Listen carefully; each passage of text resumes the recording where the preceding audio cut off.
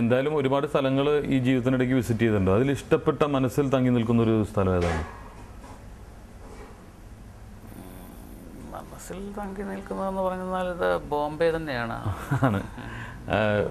വളർത്തമ്മയെ മറക്കില്ല അല്ലേ? അല്ല, തീർച്ചയായിട്ടും ഇല്ല. അത് കാരണം അത് ഞങ്ങൾ ഇതുവരെയും അതായത് വളർത്തമ്മയെ മറക്കാൻ പറ്റത്തില്ലല്ലോ. അല്ലെ, ഇവിടെ നിന്നാണ് എല്ലാം പച്ച പിടിച്ചു വന്നത്, എല്ലാ ഭാഗ്യങ്ങളും. തീർച്ചയായിട്ടും തീർച്ചയായിട്ടും തീർച്ചയായിട്ടും. കാരണം ഇവിടുത്തെ ജനങ്ങളുടെയും ഇവിടുത്തെ അതായത് ഈ മഹാരാഷ്ട്രയിലുള്ള ജനങ്ങൾ അവരുടെ ഞങ്ങൾക്ക് നല്ല ഫുൾ സപ്പോർട്ട്സ് എനിക്ക് കിട്ടിയിട്ടുണ്ട്. സാറിന്റെ കമ്പനിയിൽ എത്ര പേരുണ്ടാവും കീഴിൽ വർക്ക് ചെയ്യുന്നവർ ഏകദേശം?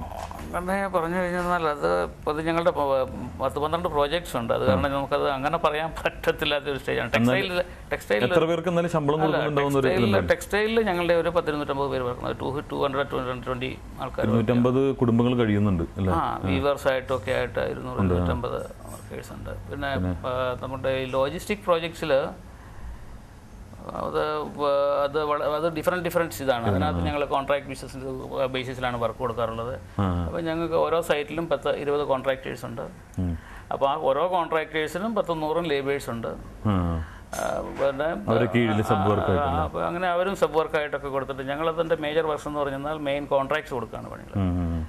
ഇപ്പോൾ ഞങ്ങൾ പിന്നെ കിർബി എഞ്ചിനീയേഴ്സ് ഒക്കെ ഉണ്ടല്ലോ.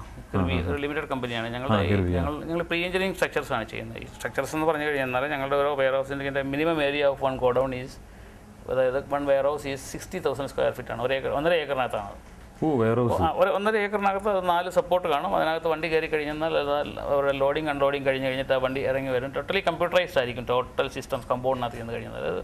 അത് ഹൈടെക് ലെവലിലാണ് ഞങ്ങൾ ചെയ്യുന്നത്. അപ്പോൾ ഈ 60,000 സ്ക്വയർ ഫീറ്റ് ആണ് മിനിമം ഏരിയ ഓഫ് ദി. അപ്പം അത് ഞങ്ങൾ പ്ലിന്ത് വരെ RCC ചെയ്യും, വർക്കുകളൊക്കെ ചെയ്യും. അതിന് മുകളിലേക്ക് എന്ന് പറഞ്ഞാൽ പ്രീ എഞ്ചിനീയറിംഗ് സ്ട്രക്ചേഴ്സാണ്. പ്രീ എഞ്ചിനീയറിംഗ് സ്ട്രക്ചേഴ്സ് എന്ന് പറഞ്ഞു കഴിഞ്ഞാൽ അത് ഇന്ത്യയിൽ ഇപ്പം കിർബി എഞ്ചിനീയേഴ്സ് എന്ന് പറഞ്ഞൊരു കമ്പനിയുണ്ട്, ലിമിറ്റഡ് കമ്പനിയാണ്. ഞങ്ങളുടെ ഗുജറാത്തിലെ പ്രോജക്റ്റും മഹാരാഷ്ട്രയിൽ 1-2 പ്രോജക്ട്സും പിന്നെ ഹൈദരാബാദിലെ പ്രോജക്ട്സും ഒക്കെ കിർബി. ഹൈദരാബാദിലുണ്ട് അല്ലേ? അവിടെ ആരാ നോക്കി നടത്തുന്നത്? അവിടെ എൻ്റെ ഒരു കസിനാണ്. പിന്നെ മോനാണ് അതിൻ്റെ ടോട്ടലി ഇൻചാർജ്. അദ്ദേഹം ഇങ്ങനെ. അപ്പോൾ ISO അംഗീകാരം കിട്ടി? ISO അംഗീകാരം ഞങ്ങൾക്കൊരു ഒരു സ്റ്റീൽ പ്ലാന്റ് ഉണ്ട്. ഞങ്ങൾക്ക് ഒരു ചെറിയ സ്റ്റീൽ റോളിംഗ് മില്ലാണ്, നോട്ട് എ പ്ലാന്റ്. ഞങ്ങളുടെ ഇതൊന്നും വലിയ ഫാക്ടറി അല്ല. ഇത്രയും വാസ്റ്റ് ആയിട്ടുള്ള ഈ ബിസിനസ് ലൈഫിൽ എത്ര മണിക്കാണ് സാറിൻ്റെ ഒരു ഓഫീസ് ജീവിതം തുടങ്ങുന്നത് കാലത്ത്? രാവിലെ ഒരു 9:30 ആകുമ്പോൾ തുടങ്ങും. രാത്രി ഒരു 1 മണി വരെയൊക്കെ അങ്ങ് പോകും. ഞങ്ങൾ സാധാരണ 1 മണി എന്ന് പറഞ്ഞാൽ ഓഫീസ് വിടുമ്പോഴത്തേക്കിന് 11:30, 10:11 ആകും. അപ്പോൾ കേരളത്തിലെ നമ്മുടെ പ്രതിപക്ഷ നേതാവ് ഉമ്മൻചാണ്ടി ഉണ്ട്, അദ്ദേഹത്തിൻ്റെ പോലെയാണ് ഉറക്കം? 4 മണിക്കൂർ ആണ് ഉറക്കം? ഉറക്കം അങ്ങനെയല്ല. ഉറക്കം ഒരു മണിക്കൂർ ഇറങ്ങി കഴിഞ്ഞാൽ ഞങ്ങളൊരു 7 മണിയാകുമ്പോൾ എഴുന്നേക്കും. അപ്പോൾ നിങ്ങൾ ഫാമിലി ഒരുമിച്ച് കൂടുന്ന ഒരു സന്ദർഭം എപ്പോഴാണ്? ഞങ്ങൾ എല്ലാവരും കൂടെ കൂടുന്നതെന്ന് പറഞ്ഞു കഴിഞ്ഞാൽ അത് അങ്ങനെ ഒരു സമയം വളരെ കുറവാണ്. കാരണം ഇപ്പം ഞങ്ങൾ എല്ലാവരും ഓരോരുത്തർ വരും, ഓരോരുത്തർ പോകും. അങ്ങനെയാണ്. മോനെ മിക്കവാറും വെളിയിലായിരിക്കും. അപ്പോൾ ഞാൻ പിന്നെ രാവിലെ എന്തെങ്കിലും ആഹാരമൊക്കെ കഴിച്ചിട്ട് പോയി കഴിഞ്ഞാൽ പിന്നെ വൈകിട്ട് വന്നിട്ട് എല്ലാം കഴിക്കത്തുള്ളൂ. അപ്പം അപ്പോഴത്തേക്കാണ് കുട്ടികൾ കഴിച്ച് ഇരിക്കും. ഇപ്പം മോന് ഒരു ടാറ്റയിൽ ജോയിൻ ചെയ്ത കാരണം ഞങ്ങളൊരു അദ്ദേഹത്തെ ഒരു ബിസിനസ് കുറച്ചുകൂടി കുറേ കൂടി ഒരു സിസ്റ്റമാറ്റിക് ബിസിനസ്, അതായത് ടാറ്റയിൽ പുള്ളിക്കാരന് സർവീസ് കിട്ടി കഴിഞ്ഞപ്പോഴത്തേക്കും ഞങ്ങൾ ഉദ്ദേശിച്ച അദ്ദേഹത്തെ ടാറ്റയിൽ തന്നെ 4 വർഷം വർക്ക് ചെയ്തിട്ടെന്ന് വെച്ചാൽ അങ്ങനെ ഹാർഡ് വർക്കറാണ്. വരുമ്പോഴത്തേക്കും ഒരു 10-11 മണിയൊക്കെ ആവും.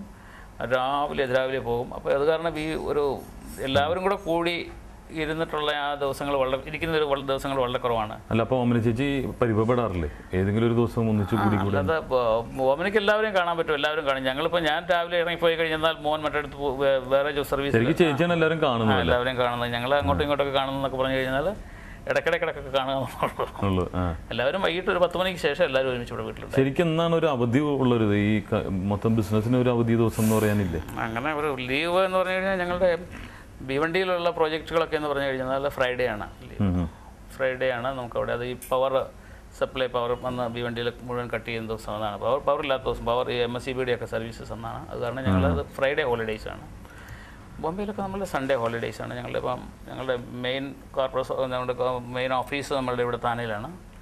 അതൊക്കെ സൺഡേ ഞങ്ങളുടെ ഹോളിഡേയ്സ് ആണ്.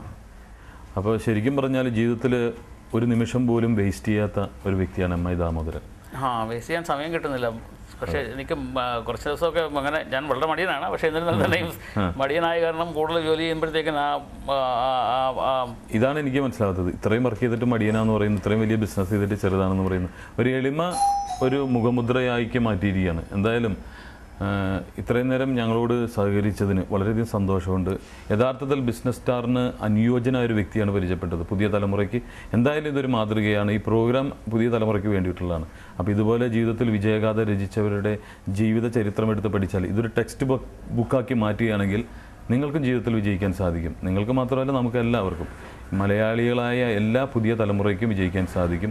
ഹാർഡ് വർക്ക് ചെയ്താലും സക്സസ് ആയാലും എളിമ എന്ന മുഖമുദ്രയാണ് ഞാൻ ഇദ്ദേഹത്തിൽ നിന്ന് പഠിക്കാനായത്, ഇദ്ദേഹത്തിൻ്റെ പുസ്തകത്തിൽ നിന്ന് എനിക്ക് പഠിക്കാനായത്. വളരെയധികം സന്തോഷമുണ്ട്. അതിനോടൊപ്പം തന്നെ ഫാമിലി ലൈഫും, ശരിക്കും പറഞ്ഞാൽ ഇവിടെ കയറി വന്നപ്പോൾ കണ്ട വിളക്കുകൾ തന്നെയാണ് ഇവിടുത്തെ ഫാമിലി മെമ്പേഴ്സും. എല്ലാവരും ഒരുമിച്ച് ഒരു കൂട്ടുകുടുംബമായി തന്നെ ഇത് മുന്നിലേക്ക് കൊണ്ടുപോവുകയാണ്. എല്ലാവിധ അനുഗ്രഹങ്ങളും ഇങ്ങനെയുള്ള കുടുംബത്തിന് ദൈവം കൊടുക്കാതിരിക്കില്ല. അനേകം മലയാളികൾ വിജയഗാഥ രചിച്ചവരുണ്ട്. അവരെ പരിചയപ്പെടുത്തുകയാണ് ഞങ്ങളുടെ ലക്ഷ്യം. അങ്ങനെ ഒരു പുതിയ ചിന്തയാണ് ഈ പ്രോഗ്രാമിൻ്റെ ഒരു ഫോർമേഷൻ്റെ തന്നെ കാര്യം. അപ്പോൾ ഇതുപോലുള്ള വിജയഗാഥ രചിച്ചവർ കേരളത്തിന് ആവശ്യമാണ്, ഇവരെ സഹായം കേരളത്തിന് ആവശ്യമാണ്. പക്ഷേ കേരളത്തിലെ പ്രത്യേക സ്ഥിതികൾ കൊണ്ട് മാത്രമാണ് ഇവർ മുംബൈയിൽ ജീവിതം കെട്ടിപ്പടുക്കിയത്. എന്തായാലും നമ്മുടെ തലമുറയ്ക്ക് വേണ്ടിയിട്ട് 2 വാക്കുകൂടി പറഞ്ഞതിന് ശേഷം നമുക്ക് ഇവിടെ പറയാം. സമയം അതിക്രമിച്ചിരിക്കുന്നു. പക്ഷേ ഒരു എപ്പിസോഡ് കൊണ്ട് തീരേണ്ടതല്ല സാറിൻ്റെ ജീവിതം. എനിക്ക് തോന്നുന്നൊരു 10-15 എപ്പിസോഡെങ്കിലും സംസാരിക്കാനുണ്ട്. പക്ഷേ നമ്മുടെ സമയ പരിമിതി മൂലം 2 വാക്കുകൂടി ഒരു മെസ്സേജായിട്ട് നമ്മുടെ മലയാളി യുവ പ്രേക്ഷകർക്ക് വേണ്ടി പറഞ്ഞതിന് ശേഷം നമുക്ക് പിരിയാം. മലയാളി യുവ പ്രേക്ഷകർ എന്ന് പറഞ്ഞു കഴിഞ്ഞാൽ, പ്രത്യേകിച്ച് കേരളത്തിന് വെളിയിലേക്ക് വന്നു കഴിഞ്ഞാൽ സിൻസിയറായിട്ടും, അതായത് ഹാർഡ് വർക്ക് ചെയ്യുന്ന ആൾക്കാർക്ക് ഒരു കാലത്തും ഒരു കാരണവശാലും നമുക്ക് ഇന്ത്യയിൽ ഏത് സിറ്റിയിൽ പോയാലും ഒരു ദോഷവും വരത്തില്ല. കാരണം അവർ സത്യസന്ധരായിരിക്കണം, അവർ ഹാർഡ് വർക്കിംഗ് ചെയ്യുന്നവരായിരിക്കണം, അവർ മറ്റുള്ളവരുമായിട്ട് കോപ്പറേറ്റ് ചെയ്ത് ജീവിക്കുന്ന ആൾക്കാരായിരിക്കണം. കാരണം മറ്റുള്ള സ്റ്റേറ്റുകളിൽ വന്നു കഴിഞ്ഞാൽ അവിടുത്തെ ജനങ്ങളുമായിട്ട് അവരും കാരണം നമ്മളെ അവരിവിടെ അക്കോമഡേറ്റ് ചെയ്യുമ്പോൾ നമ്മൾ തീർച്ചയായിട്ടും അവർ നമുക്ക് തരുന്ന ആ ഒരു സ്നേഹം നമ്മൾ ഏറ്റെടുത്തിട്ട് സിൻസിയറായിട്ട് താമസിച്ചു കഴിഞ്ഞാൽ, ഭാഷയ്ക്ക് മാത്രമേ വ്യത്യാസമുള്ളൂ, ബാക്കി ഇന്ത്യൻസിൽ നമുക്ക് വ്യത്യാസങ്ങളൊന്നുമില്ല. പക്ഷേ ഏത് നാട്ടിൽ ചെന്നാലും നമ്മൾ സിൻസിയറായിട്ടും ഹാർഡ് വർക്ക് ചെയ്യുന്ന സത്യസന്ധരായിട്ട് ജീവിക്കാൻ സാധിക്കുകയാണെങ്കിൽ അവർക്ക് എല്ലാവർക്കും സക്സസ് ആകാൻ പറ്റും എന്നുള്ളതാണ് എനിക്ക് പറയാനുള്ളത്. Thank you sir.